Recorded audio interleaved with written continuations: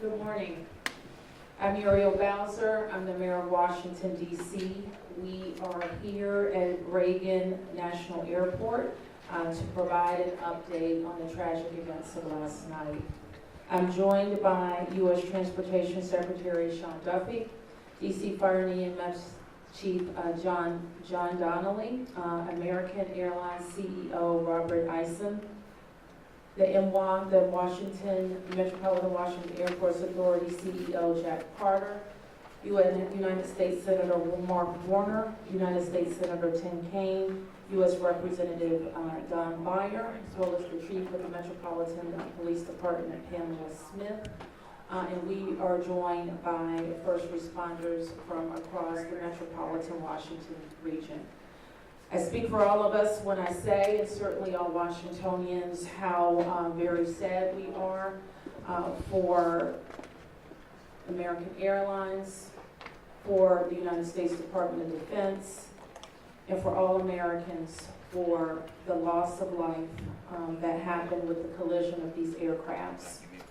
We know that includes families from across our region, as well as in Kansas and across the country. This morning, we all share in a profound sense of grief. I do want to thank the first responders who acted quickly last night, who ran towards danger, went into a very frigid river, and have worked throughout the night. Chief Donnelly reported in last night's briefing that we have a strong mutual aid agreement in our region, and those teams have worked together throughout the night in really tough and heartbreaking conditions. And we should all thank them for their heroic efforts. So we'll have several updates today. I'm first going to turn to the Secretary of Transportation, Sean Duffy, and then you will hear directly from Chief John Donnelly with the situation update. Thank you, Mayor. Again, Sean Duffy here, Secretary of Transportation. We wish we were gathering for different purposes today. Just want to let you know that the Department of Transportation, the FAA, along with the White House, President Trump, local, state, and federal partners, all working together on this incident in unison. I couldn't be prouder of this team that's been assembled, working tirelessly. Mayor, I want to thank you specifically for your work. A few details I'd like to give all of you. And some of you reported this, but last night, if you live in the D.C. area, you would know that this was a clear night last night. The helicopter was in a standard pattern. If you live in the D.C. area, you'll see helicopters up and down the river. This flight pattern is seen oftentimes when you live in D.C. This was a standard flight pattern last night as well. The American Airlines Flight coming into land was in a standard flight pattern as it was coming into DCA. So this was not unusual with a military aircraft flying the river and aircraft landing at DCA. And again, if you live in the area, you will see that frequently with those two aircraft working together. As many of you reported, we have located the two aircrafts. The fuselage of the American Airlines plane was inverted. It's been located in 3 different sections. It's in about waist-deep water, so that recovery is going to go on today. As that recovery takes place of the fuselage of the aircraft, NTSB is going to start to analyze that aircraft, partner with the FAA with all the information we have to get the best results possible for the American people. I would just say that safety is our expectation. Everyone who flies in American skies expects that we fly safely, that when you depart an airport, you get to your destination. That didn't happen last night. And I know that President Trump, his administration, the FAA, the DOT, we will not rest until we have answers for the families and for the flying public. You should be assured that when you fly, you're safe. Thank you.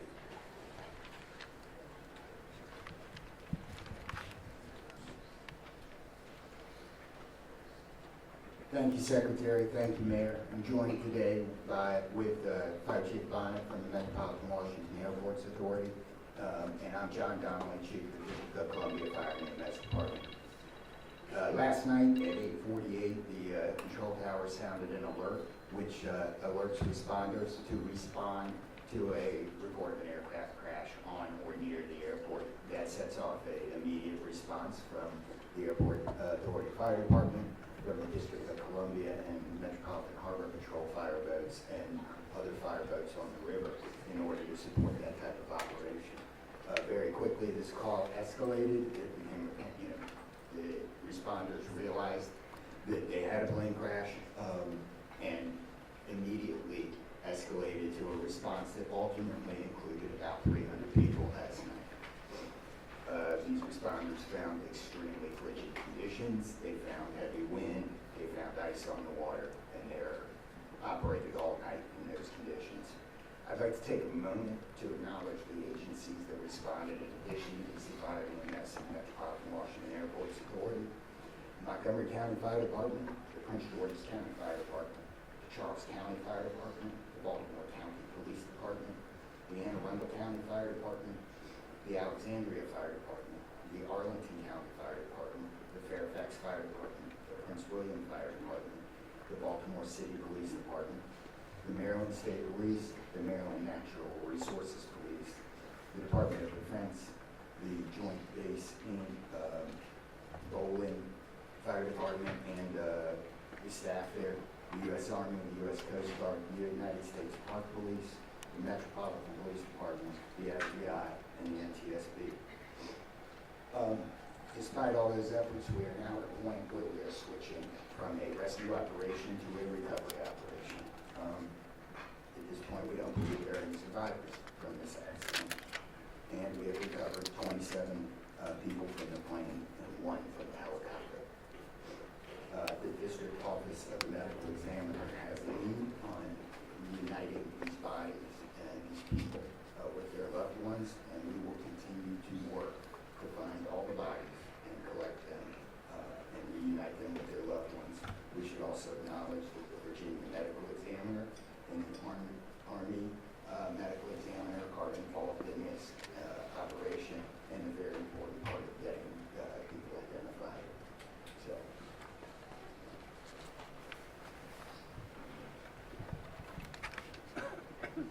Our hearts are certainly with all of the crew in American Airlines, and we'll hear from CEO Ison. Thank you, Mayor. Good morning. I'm Robert Ison, the CEO of American Airlines. I want to express my sincere condolences for the accident that happened at D.C. last night. We're absolutely heartbroken for the family and loved ones of the passengers and crew members, and also for those that were on the military aircraft. Our focus right now is doing everything that we can to support all of those involved and also the PSA Airlines team. This is devastating. It's, we are all hurting incredibly. We urge any family and friends looking for information about their loved ones to call our designated helpline, and that's at 1-800-679-8215. 1-800-679-8215. And here's what I can share at this early stage.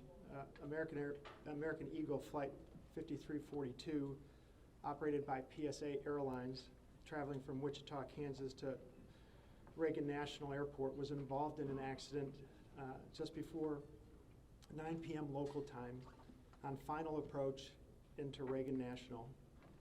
It collided with a military aircraft on an otherwise normal approach. And at this time, we don't know why the military aircraft came into the path of the PSA aircraft. Flight 5342, a CRJ 700, was under the command of 4 crew members. They carried 60 passengers, as you know, for a total of 64 people on board. In addition to local resources already here in D.C., American Airlines has activated our care team, and that's a group of specialists that are trained to support these types of responses.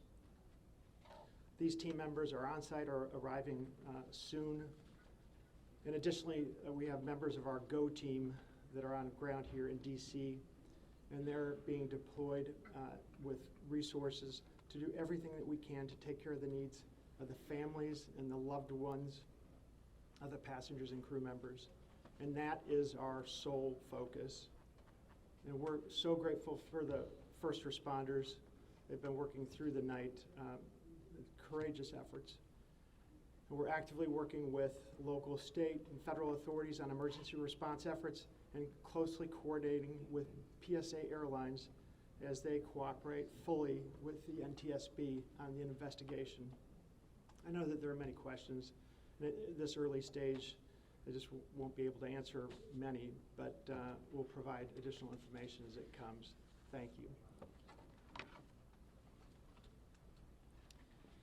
I want to introduce the Metropolitan Washington Airports Authority CEO, Jack Potter. The authority manages Reagan Washington National and Dulles International. Good morning and thank you, Mayor. First, let me begin by expressing our condolences for all the victims of this flight and for their families. There's a lot of grieving going on, and so we're very sympathetic to that. I want to echo what was said about the first responders. When there's a problem in this area, everybody drops everything and they rush to wherever the problem is. So I want to thank the chief, the entire team from Washington, D.C., but just as important, the list of folks that the chief described. Federal authorities have been here en masse, and so a lot of effort was brought to bear. Unfortunately, we weren't able to rescue anyone, but we are in the recovery mode right now. And I just want to, last night I expressed the fact that we hope to open at 11 o'clock today, and that is still the case. We're going to open the airport at 11 o'clock. And again, condolences to the families, and thanks to the many, many who are still out there working very, very hard to complete this recovery. Thank you, ma'am. I do want to acknowledge that the Virginia Transportation Secretary is here in addition to the Alexandria Mayor, and I will like to ask members of the Virginia congressional delegation to the podium next. U.S. Senator Mark Warner, followed by Tim Kaine and Representative Don Beyer. Thank you, Mayor. I want to join with everyone else and express my condolences for the victims. For folks who don't live in the DMV, we are made up of a lot of jurisdictions. Reagan Airport's in Virginia. Across the river we have Maryland, obviously the district, but as been indicated by the chief, when tragedy happens, all those distinctions between the various jurisdictions and our federal partners all disappear. And I want to again thank all the first responders. On a personal note, I'll just add that literally I now know I was coming back from the district from a dinner to my home in Old Town Alexandria. And while I did not see the collision, I wondered, I'd never seen this many red lights streaming towards the airport and across the river in Maryland about this time. My phone started blowing up and I realized that this accident had taken place. There'll be a time to figure out, I know NTSB will have a briefing later in the day, but to the victims, our condolences. To the first responders, our thanks. Sorrow, thanks, and questions. So sorrow, as all have expressed, to the crew, to the passengers, to the soldiers, to their families, to their friends, to their loved ones, to people who are still trying to get information and unsure whether their loved ones have been lost. We offer our profound condolences to them and our sorrow for this tragedy. Thanks, I'll echo, Mayor, what you began with. When you see a challenge like this and you see people from so many different agencies, local, state, federal, with different uniforms, different badges, but working in such a coordinated way, even in the midst of a tragedy, it does give you a sense of appreciation and pride in people's willingness to come to the danger and work together. And I started to see that as a local official 30 years ago in Richmond, and definitely have seen it here. And then finally, questions. There are going to be a lot of questions, obviously, a lot of questions. And that's what the NTSB's job is to be an independent investigator of incidents like this. And they are here. We were in dialogue with them earlier today. They've been here since they got the alert, and they will be doing the work and playing lead in answering the many questions that we have. And that's as it should be. It's not a time to speculate. It's a time to investigate and get answers to the questions we need, and I have confidence that will be done. Thank you. Following up on the senator, I think grief, thanks, and service, with millions and millions of Americans traveling every year, we are all grieving, knowing that it could have been our loved ones, it could have been us. And our hearts go out to all those who have lost folks. In a most partisan place, also, I'm really thankful that Democrats and Republicans, people from all over, have come together to try to make sure that people are served. As a local representative, I want the families to know that our office is available to serve you in any way we possibly can through this time of grief and transition and loss. And then also just note that we're deeply grateful for the people who risked their lives last night on a moment's notice and spent the whole night on the river in the ice and the wind, serving us. And then finally, as Senator Kane, Senator Warner noted, after the NTSB investigation, we've got to make sure that at the federal level and with the support of Virginia and Maryland, D.C., we're doing everything we can to make sure this does not happen again.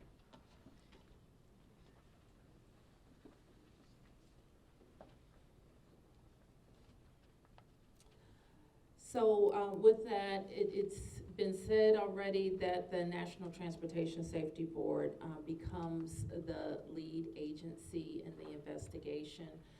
Our jurisdiction in DC, where the crash occurred over the river, concludes as we, in the leadership role of the Unified Command, as we shift to a recovery effort. We expect the National Transportation Safety Board to provide briefings to the press later in the day. So at this point, we can take a few questions. Yes? Can you say without a shadow of a doubt that people are safe to fly? What we can talk about today is what happened here with the collision of these vehicles. We've said what we know, and that the National Transportation Safety Board continues to investigate. I don't know that any of us have been briefed on anything that would suggest any other aircraft are implicated. Yes? You're still missing 30 plus people in the water. What are some of the challenges in recovering them right now? Chief?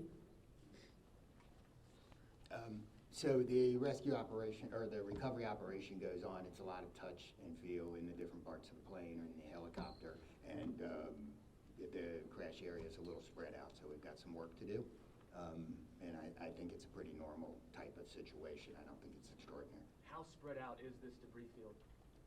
So the wind started blowing last night, so we've had debris travel from the airport down as far as the Wilson Bridge. Mile-wise, how far is that? I couldn't tell you. Okay. Less than a mile.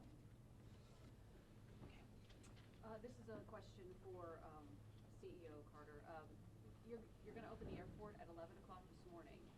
How are you going to do that? And what impact is that going to have on operations, on passengers, on people's anxiety? How are we going to do this? Well, we're going to open the airport at 11 o'clock. It's safe. We've worked with all the federal agencies, FAA, and it's been determined that we can open that airport safely. The recovery effort that's on our property is on the waterfront. Our primary runway, 119, will be open. It's away from any activity. We're going to have a secure area around that, so all are comfortable that we can get back to operations. Now, each airline will announce or communicate to their passengers what their operations are going to be. Obviously, their networks were disrupted overnight, and so we might have a slow recovery, but the bottom line is we will begin to have aircraft moving in and out of this airport at 11 o'clock. Okay, so 1, 2, 3. Has the flight recorder been recovered, the black box at all? I don't think we can say anything about what's in TSB's purview.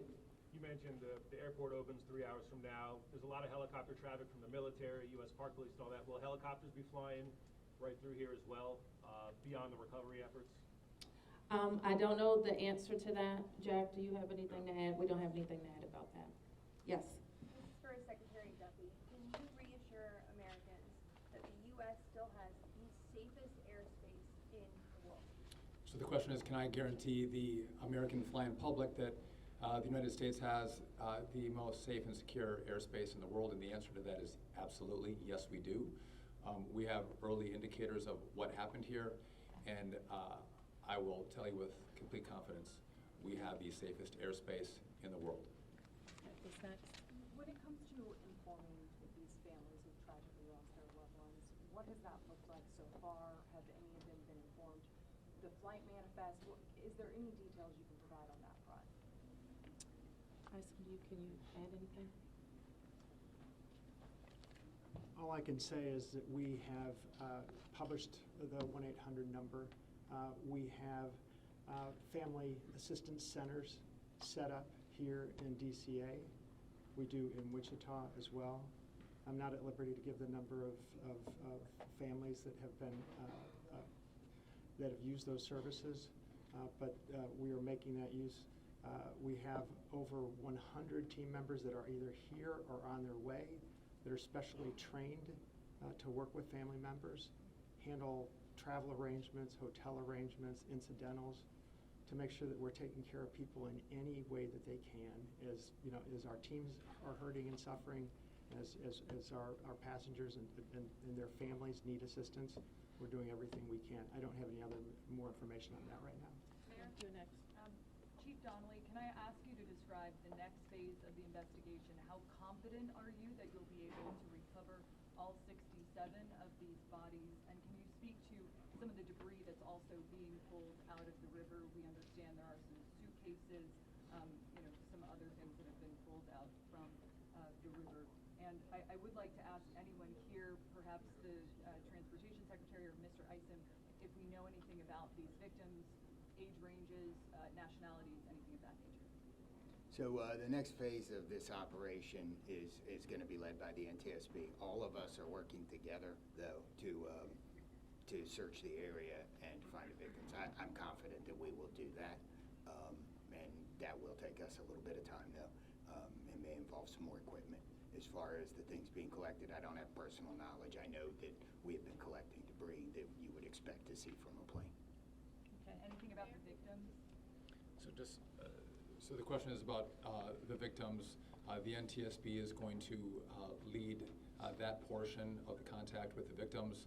I believe American is going to be involved with that as well, and so will the FAA and the Department of Transportation. Secretary Duffy? We're going to take some questions over here. 1, 2, 3, 4. For Secretary Duffy, the flight path that the helicopter was on, is that a common flight path, and is it normal for helicopters to get clearance to cut across busy approach paths? So I don't know if you all could hear the question. It's a question about the flight path of the helicopter.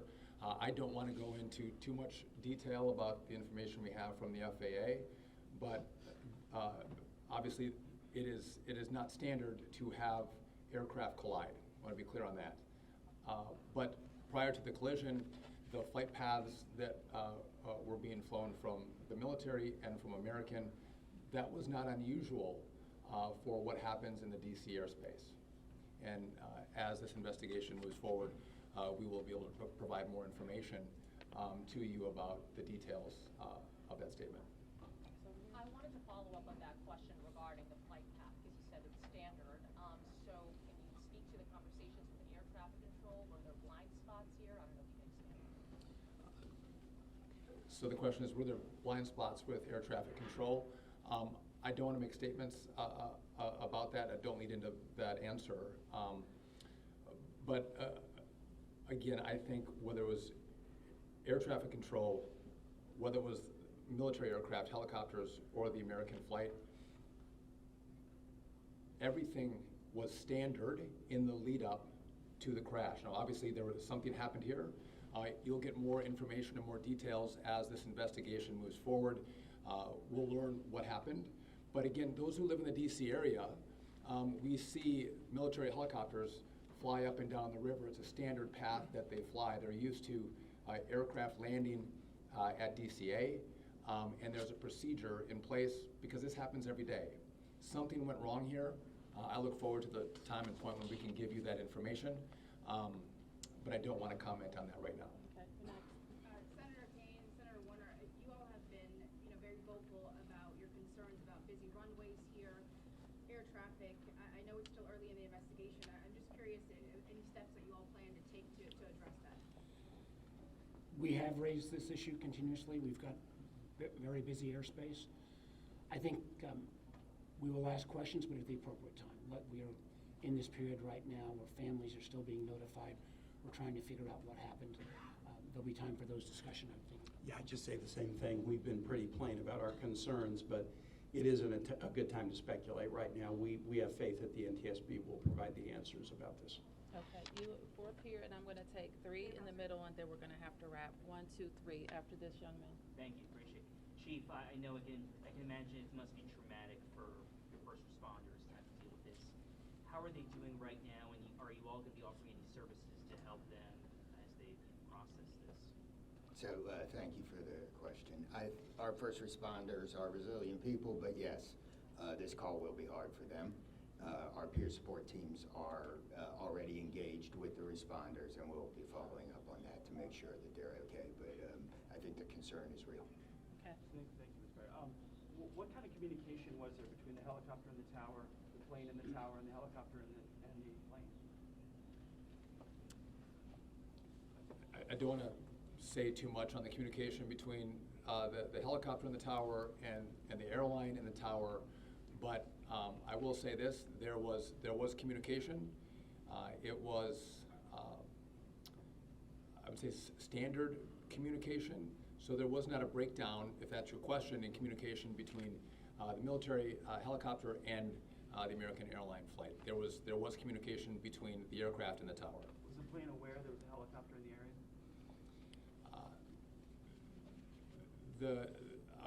I would say the helicopter was aware that there was a plane in the area. You mentioned that, So the president, you said yesterday that you called into the briefing room. Has he returned to the briefing room since then? Have you spoken? Also a question about the National Security Advisor, Mike Waltz. He's saying that there was 30 bodies that have been recovered. That he just said that at the White House. Curious, I know you're in this presser right now, so that's hard for you to update, but I do have the question on POTUS in the briefing room. I can do the body question. So in terms of body recovery, we as we recover bodies, we have a process, and we're not counting any bodies until they're in the possession of the medical director. So there may be some fluctuating in numbers that other people would report, but our numbers from the medical examiner. So just in regard to the president in the briefing room, I've been with this team for the last hour plus as we've worked through the details of information we wanted to give you. But it is my understanding that either this morning he was going to be in the Situation Room, or the Situation Room is obviously briefing the president. He has been kept in full appraisal of what is taking place. Okay, last two, you and you ma'am, first. You mentioned that the aircraft were on a standard flight pattern. Just curious, when the airport opens at 11 today, will planes be on that flight pattern again, or are they being directed to fly a different way to land? Jack, do you want to mention it? No. Okay. Well, I mean, safety is paramount, and I don't have that information quite yet from the FAA, so I don't want to provide an information I don't want to provide an answer or inaccurate information on what routes will be flown out of DCA. Okay, last one. Two questions really quickly. What do you know about the experience and history of the pilots of both the American Airlines plane and the Army Black Hawk helicopter? And then for Secretary Duffy, last night the president had said that this could have been prevented and questioned why air traffic control didn't tell a helicopter what to do. Is that something that investigators have determined should have happened in this situation? Secretary. Just quickly, I don't have a lot of information to release, but these are experienced pilots. I know that the captain had 6 years with PSA, or almost 6 years with PSA, and the first officer almost 2 years. Again, standard approach, and that's about all I can say. Thank you. In regard to the military, I don't have information in regard to the experience of the military pilots. I would just note that this was classified as a training mission. Sometimes people could think that a training mission is someone who is inexperienced in the cockpit.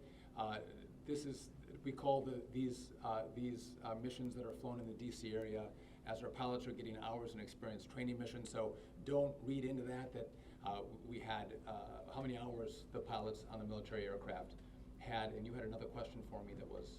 Last night, the president had said that Yep. this could be prevented, and also that air traffic control, questioning why they may not have communicated with the helicopter, telling them what to do. We are going to wait for all the information to come in from this vantage point, but to back up what the president said, what I've seen so far, do I think this was preventable? Absolutely.